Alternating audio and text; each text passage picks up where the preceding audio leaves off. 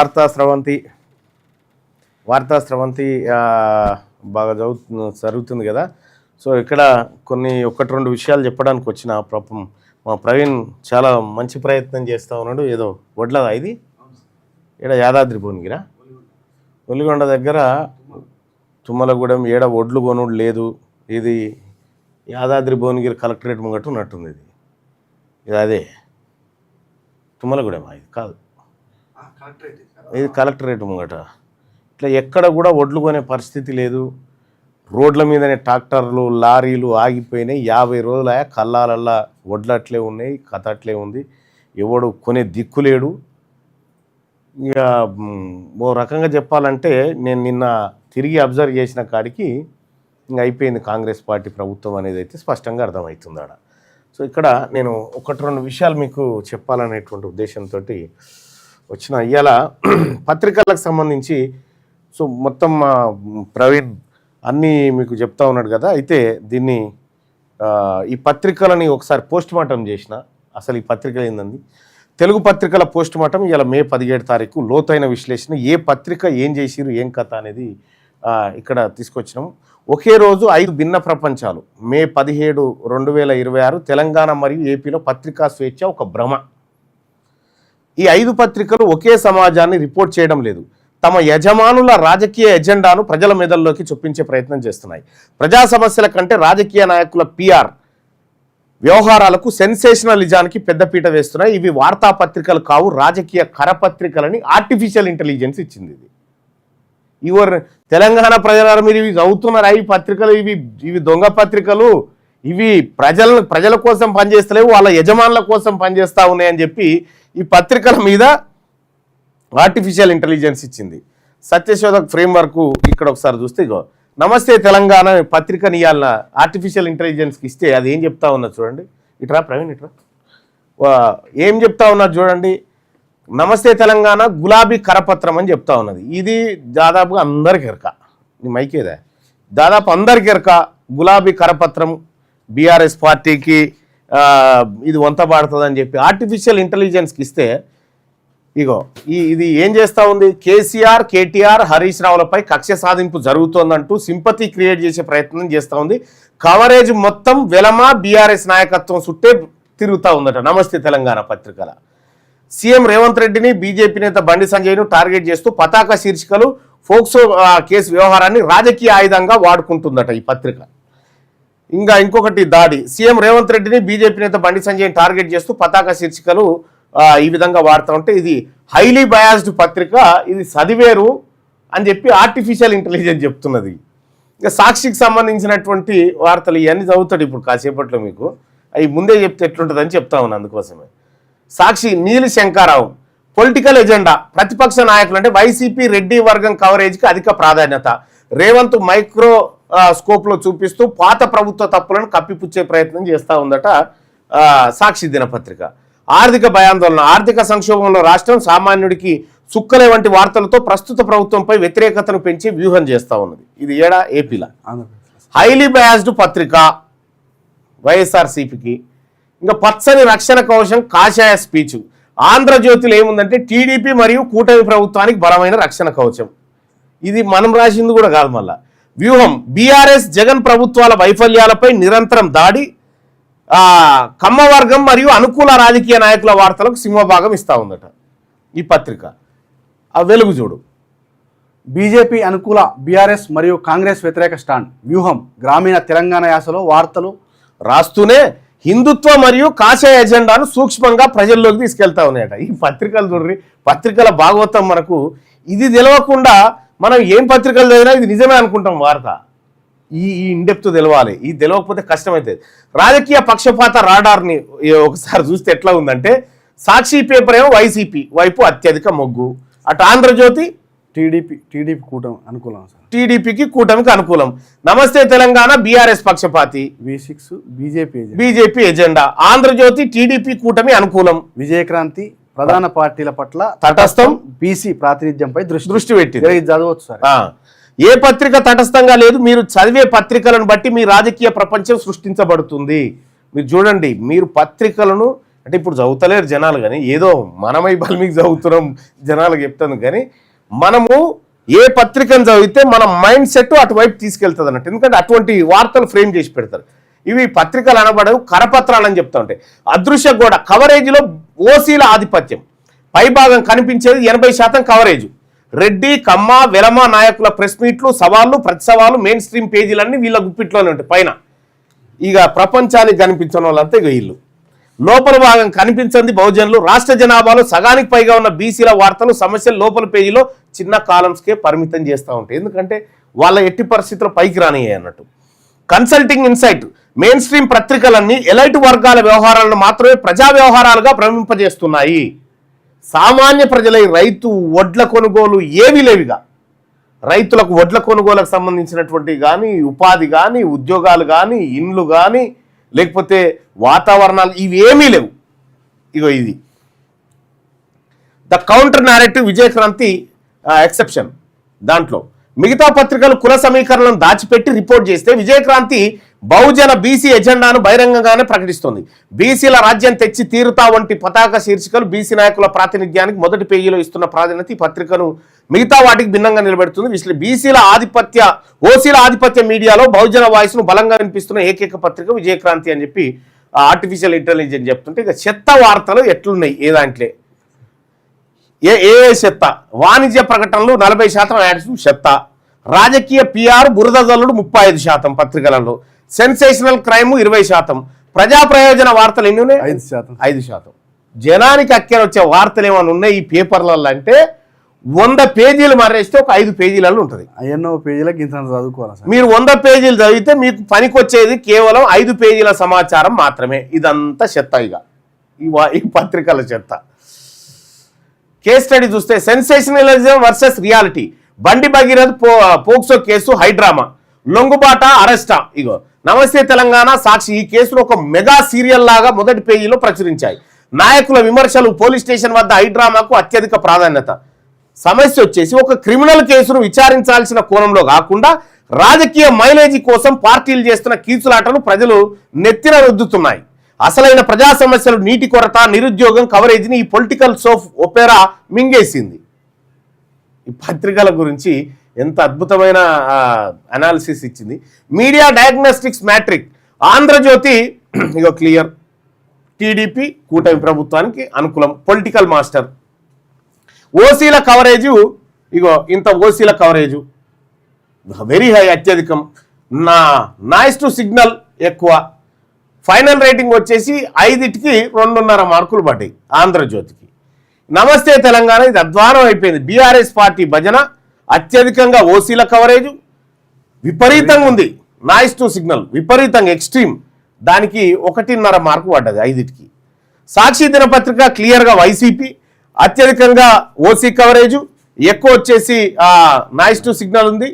Fluff, ఆ తర్వాత ఫ్లఫే 2 వచ్చినాయి 5కి. V6 వెలుగు బీజేపీ నారేషన్లోకి పోయింది. మరి బీజేపీ నారేషన్ ఎందుకు ఎత్తుకుంటుందో ఈ మధ్య అర్థం కావట్లేదు. అదేమన్నా ఇక మితంగా మోడరేట్ ఉంటే ఎక్కువ బ్లఫ్ ఉంది, అందులో 3. ఆ తర్వాత 3 మార్కులు. విజయక్రాంతి బీసీ బహుజనవాదాన్ని ఎత్తుకుంది, ఓసీ కవరేజ్ తక్కువ చేసింది, చెత్త వార్తలు తక్కువ ఉన్నాయి, అందుకే 5కి 3.5 పడ్డది. ఇక ఫైనల్ వాటి దేన్ని చదవాలి, దేన్ని వదిలేయాలనేది చూస్తే ఇగో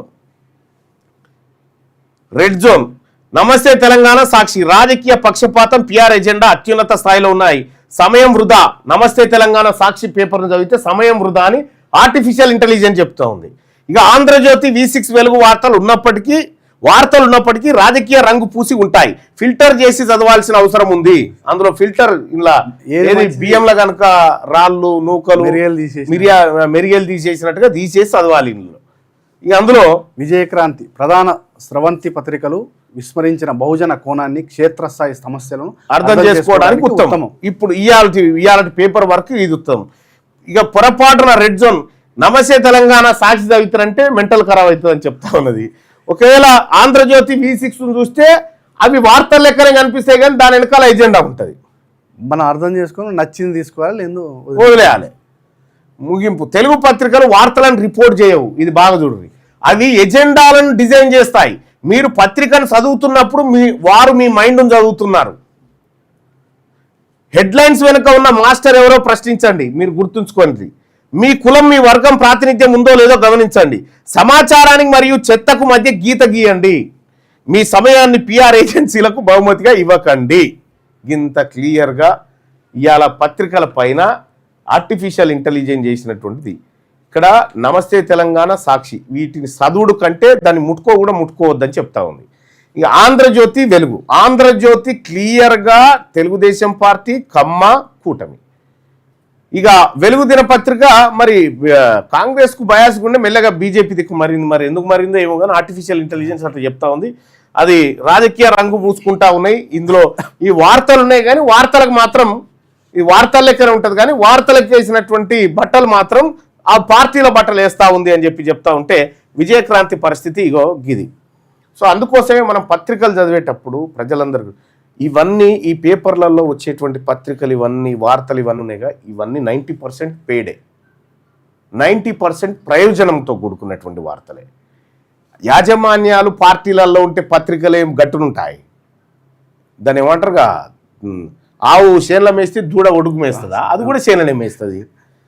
ఇప్పుడు ఈ పత్రిక నమస్తే తెలంగాణ బీఆర్ఎస్ పార్టీ ఉంది, వాళ్ళకు సాక్షి, ఇలా వైఎస్ఆర్సీపీ పత్రిక ఉంది, ఆంధ్రజ్యోతికి టీడీపీ ఉంది, V6 వెలుగుకు ఇప్పుడు కాంగ్రెస్ ఉంది, అంతకంటే ముందు బీజేపీ ఉంది, అంతకంటే ముందు బీఆర్ఎస్ ఉంది. మన ఇంకా రేపు ఏముంటుందో తెలియదు. మళ్ళీ నిర్ణయాల బీజేపీ మళ్ళీ బీజేపీకి కొంత వస్తూ ఉంది. మళ్ళీ విజయక్రాంతి పత్రిక ఇవాళ అయితే బీసీల పక్షాన ఉంది, బీసీల పక్షాన నిలబడ్డది. ఈ కోణాన్ని ఎక్కువ చూపిస్తూ ఉంది. కాబట్టి ఈ పత్రికల యాజమాన్యాలకు క్లియర్గా వాళ్ళ పార్టీల ఎజెండా ఉన్న తర్వాత వాళ్ళ పార్టీల ఎజెండానే ముందుకు తీసుకొస్తాయి. లేకపోతే ఎందుకు వస్తాయి? ఇప్పుడు వివేక్ ఉన్నాడా, సపోజ్ ఈ V6 పత్రిక, V6 వెలుగు వివేక్ ఉన్నాడు. వివేక్ మాట్లాడితే ఎవరికన్నా అర్థమవుతుందా? పోనీ ఎవరికన్నా అర్థమవుతుందా? కానీ అర్థమైనట్టుగా వార్త తెచ్చి మనం కూడా పెడతారు. ఇంత పెద్ద నిర్ణయం తీసుకున్నాడు వివేక్ అని.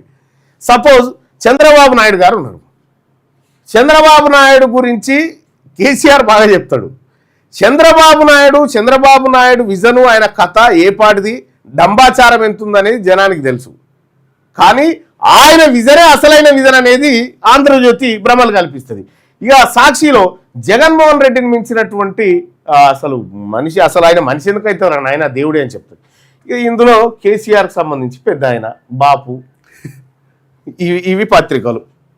వీళ్ళ నిజంగా వార్తలేనా ఏమన్నా వీళ్ళు చెప్పేటి, ఈ నాయకులు మాట్లాడేది ఏమన్నా వాస్తవానికి పబ్లిక్ కూడా పెద్ద పట్టించుకోవట్లేదు. అప్పట్లోకి పట్టించుకోలేదు ఎవడు. మనం కూడా ఈ పత్రికల దుకాణం బంద్ చేయాలి, బంద్ చేయాలి. ఎందుకంటే జనం కూడా ఏం చెప్తామన్నా ఇంకా ఏం చదువుతామో అర్థమవుతూనే ఉండే అనేటువంటి పరిస్థితికి వచ్చారు. కాబట్టి సో ప్రజలారా తస్మాత్ జాగ్రత్తగా ఉండండి. మీరు సోషల్ మీడియానే నమ్ముకోండి. ఇంకా ఇవాళ ఇంకొక టాపిక్ ఏంటంటే బండి భగీరథను అప్పగించేసినామని ఆయన ఎవరు బండి సంజయ్ అప్పగించేసినాం పోలీసులకు. కానీ మేము అప్పగింతల కార్యక్రమం పూర్తి చేసుకున్నాం. సిపి రమేష్ రెడ్డి ఏమో మేము అరెస్ట్ చేసినాం.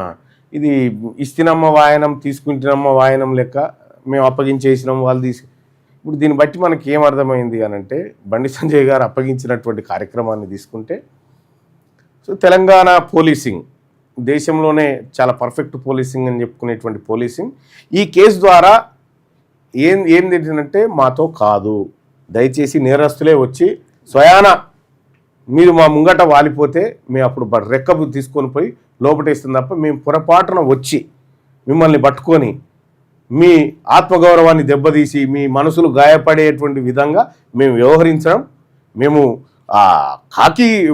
పేరు కాకి వేసుకున్నాం కానీ ఇస్తే కాషాయం కప్పుకుంటాం, సాధువులాగా మారిపోతాం అనేటువంటి ఇది మంచిది కాదు పోలీస్ వ్యవస్థకు. పెద్దోళ్ళ కొడుకులకి ఇట్లా అవుతుంది. పెద్దోళ్ళ కొడుకు ఇట్లా, చిన్నోడు అయితే వాడు మబ్బులు ఆడున్నాడు ఏం కథ వాడిని ఎత్తుకొని పోతూనే ఉంటారు. ఇక వాళ్ళ ఇష్టం. అందుకోసమే బండి సంజయ్ కేసులో పోలీసుల నిర్లక్ష్యం స్పష్టంగా కనిపిస్తూ ఉంది. బండి భగీరథ్ కేసులో పోలీసుల నిర్లక్ష్యం స్పష్టంగా కనిపిస్తూ ఉంది. ఈ కేసులో పోలీసులు తాత్సారం చేసిర్రు. మిగతా వాళ్ళ ఒక పెద్ద నాయకుడి కొడుకు కేసులో వ్యవహరిస్తున్న తీరు, సామాన్య ప్రజానికంతో వ్యవహరిస్తున్న తీరు, ఇవి కళ్ళ ముందు కనిపిస్తూ ఉన్నాయి క్లియర్గా. ఇక్కడ పేరుకు అరే ముఖ్యమంత్రి చెప్పుడు ఏందబ్బా, మీ కొడుకుని తీసుకొచ్చి అప్పచెప్పు అని అంటే ఏందనంటే సార్ అది చిన్నపోరాలు ఆట కొడుకుని తీసుకొచ్చి అప్పగించిపోవాలని ఏంది నాకు అర్థం కాలే. ఓ ముఖ్యమంత్రి గట్ట చెప్పొచ్చునా, పోలీసులను ఆదేశించి తీసుకురా అని చెప్పాలా. రాత్రి నువ్వు ఏం చేస్తావేమో 9 గంటల వరకు గుండాలంటూ ఉంటాడు ఆడ. ఈ దెబ్బకు ఈ బండి భగీరథ్ దెబ్బకు ఆ మంగ్లికి నిమలమైంది ఈ అమ్మాయి. ఆయన ఇటు ఎక్కడో అక్కడ ఇడిచిపెట్టిన రాయి కానీ 2-3 ఉన్నాయి సార్ ఆ మధ్యలో ఎగిరిపోయినాయి. ఏమేమి ఉన్నాయి? ఒకటి ఆడియో, ఒకటి మన తొలి రఘుది కూడా అది ఎగిరిపోయింది సార్ మధ్యలో. రఘుదోటి వచ్చిందా? వచ్చింది. ఈ పంచాయతీలో దాన్ని మర్చిపోయారు జనాలు. అట్లుంటది అన్నట్టు మనకు కొత్తది. మరి ఇలా మీడియా మరి వాట్ నెక్స్ట్ ఇవాళ మరి భగీరథ్ అయిపోయింది, మళ్ళీ కొత్తది ఏంది మరి? ఎట్లా ఇవాళకి ఎట్లా భోజనం ఎట్లా ఇలా ఏం? ఆయన ఒడ్లు రోడ్ల మీద తడిచిపోయి రైతులు ఏడుస్తూ ఉన్నారు. రైతులు కళ్ళాల కాడ కన్నీళ్ళు పెట్టుకుంటున్నారు, బాధపడుతున్నారు. ప్రజా సమస్యల వైపు రండి. మీ దిక్కుమాలినటువంటి బండి భగీరథను అది ఉరిది ఇస్తారనుకుందాం. ఏందా మరి తీస్తే ఇప్పుడు ఇదేనా ఈ తెలంగాణ సమాజం అంతా? ఇలా ఎట్టి పరిస్థితులు అరెస్ట్ చేయకపోతే నేను తిననని ఎవడన్నా టీవీ ముంగడ కూర్చొని చూస్తుండా? మొత్తం దానిపైననే పడ్డారు సార్. చూడు, అది ఒక వార్త. అందులో చూడాల్సిన కోణాలేంది? ప్రధానంగా ఒక కేంద్ర మంత్రి కొడుకు పోలీసులు వాళ్ళ కేసు వ్యవహారంలో పోలీసులు వ్యవహరిస్తున్న తీరు, సామాన్యుడి వ్యవహారంలో వ్యవహరిస్తున్న తీరు, ఇది అబ్జర్వేషన్, ఇది చేయాలి. అవి కూడా పత్రికలు చేయి. నమస్తే తెలంగాణనేమో న్యాయం కోసం పోరాడు.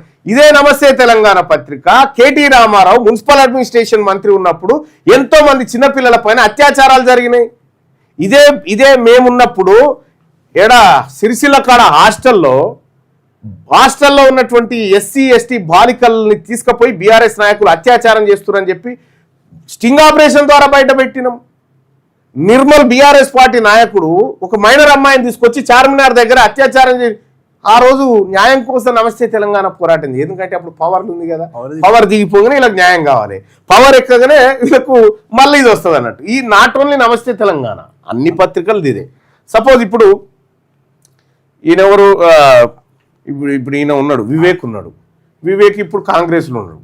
అంటే ఫస్ట్ ఆయన కాంగ్రెస్లో ఉండే, తర్వాత బీఆర్ఎస్లో ఉండు, ఆ తర్వాత మళ్ళీ కాంగ్రెస్ పోయిండు, ఆ తర్వాత మళ్ళీ బీజేపీకి వచ్చిండు, ఆ తర్వాత మళ్ళీ బీఆర్ఎస్ పోయి మళ్ళీ కాంగ్రెస్ ఏదో మొత్తానికి అయితే శ్రీలంకలో చేసిండు. ఆయన మారుతున్న కొద్దిగా పత్రిక మారుతుంటుంది. మీరు చూడండి, ఆయన మారుతున్న కొద్దిగా ఆయన పత్రికలలో ఉన్నటువంటి ఆయన టీవీలో ఉన్నటువంటి వార్తలు మారిపోతూ ఉంటాయి షేప్. అంటే ఇవి యజమాన్యం ప్రయోజనాల కోసం మాత్రమే ఉన్నటువంటి మీడియా. ఈ మీడియాను నమ్మి, ఈ మీడియాలో వచ్చేటువంటి వార్తలను నమ్మి సామాన్య జనం ఎవరు కూడా మీ సమయాన్ని వృధా చేసుకోవద్దు. మీ కళ్ళ ముంగట కనిపిస్తుందే సత్యం, మీ కళ్ళ ముంగట మీరు కళ్ళతో చూస్తుందే నిజం. ఆ నిజాన్ని మనం కాపాడుకొని నిజాన్ని కనుక మనం ముందుకు తీసుకెళ్తేనే, నేను చెప్తా ఉన్నా ఇప్పుడు 2030 తర్వాత ఈ పత్రికలు ఈ టీవీలు ఏముండే మీరు చూసుకోరు. 2030 తర్వాత ఈ పత్రికలు, టీవీలు, యూట్యూబ్ ఛానల్ ఏముండే, ఒక సరికొత్త ప్రపంచం వస్తుంది. మీరు అప్పుడు అబద్ధం మాట్లాడాలంటే కూడా జనం భయపడతారు. మీరు చూడుర్రి, అది రాకపోతే చూడు. నేను ఫ్యూచర్ చెప్తా ఉన్నా, 2030 తర్వాత జనం అబద్ధాలు మాట్లాడడం బంద్ చేస్తారు. నువ్వు చూడు, ఏది మాట్లాడినా తెలుస్తుంది. నువ్వు చూడు, అదే అవుతుంది. నువ్వు చూడు, నువ్వు ఏమన్నా అంటే దొరికిపోయా వట్టిగానే. అప్పటిదప్పుడే ఏది దోమల బ్యాట్ కనుక దోమలు జరిగితే తక్కువ అన్నట్టుగా వెంటనే తెలిసిపోతుంది. అటువంటి పరిస్థితి వస్తుంది. సో కాబట్టి ఇవి 4 రోజులే వీటి ప్రయత్నం అంతా. ఈ 4 రోజుల దాకా ఓపికతో భరించుని, 4 రోజులు అయిపోయిన తర్వాత ఈ దుకాణం బంద్ అయిపోతుంది. ఎందుకంటే ఇప్పటికే చాలా పత్రికలు మూతబడ్డాయి, చాలా అయిపోయినాయి. వీటి ఊపిరి ఏంటంటే శ్రీ చైతన్యలు, నారాయణలు, సర్కార్ యాడ్లు, ఇవే ఊపిరి.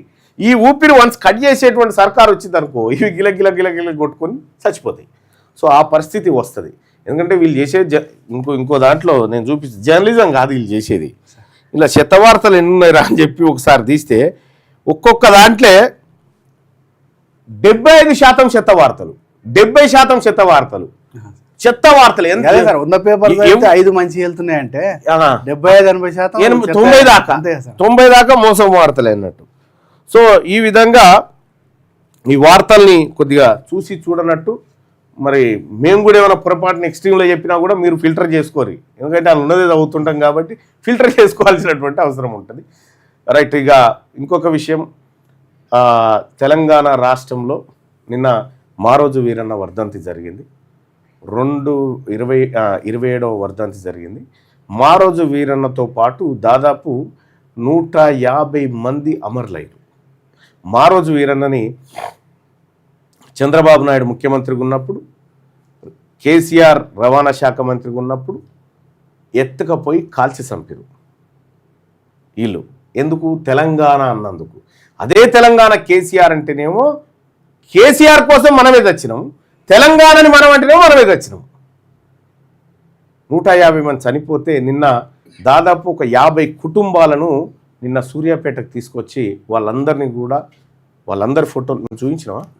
లేదు సార్, మన పేపర్ ఫస్ట్ ఒకసారి మీరు ఆ వీడియో చూడండి. నిన్న ఆ కుటుంబాలన్నింటినీ గౌరవించుకొని మారోజు వీరన్న వర్ధంతి సభ కని విని ఎరగని రీతిలో సూర్యాపేటలో మొత్తం వేలాది మంది ప్రజల మధ్య ఆ కార్యక్రమాన్ని నిర్వహించడం జరిగింది. ఒకసారి ఆ కార్యక్రమాన్ని మీరు చూడండి. ఉన్నటువంటి పెద్దలు ఎవరు కూడా నిలబడొద్దని విజ్ఞప్తి చేస్తున్నారు.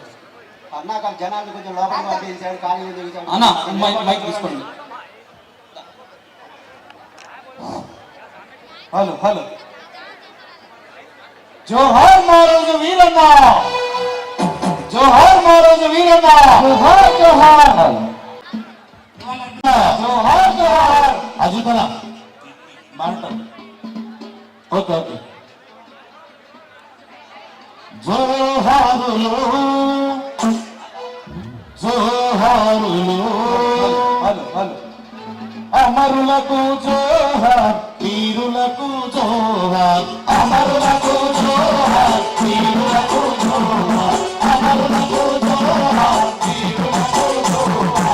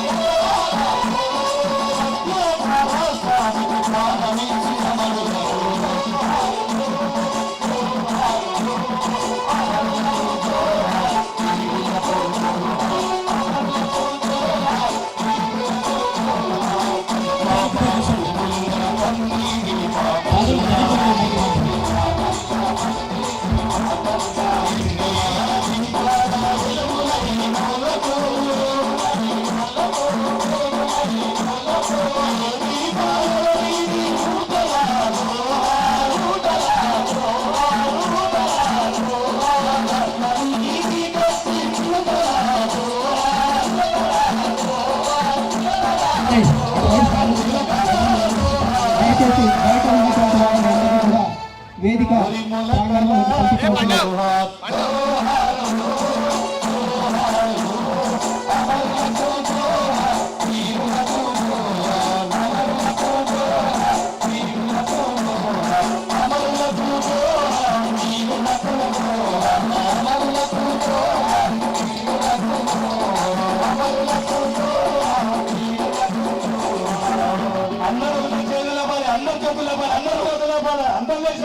జోహార్ తెలంగాణ అమర వీరులకు, జోహార్ మహారాజు వీరన్న, జోహార్ మహారాజు వీరన్న.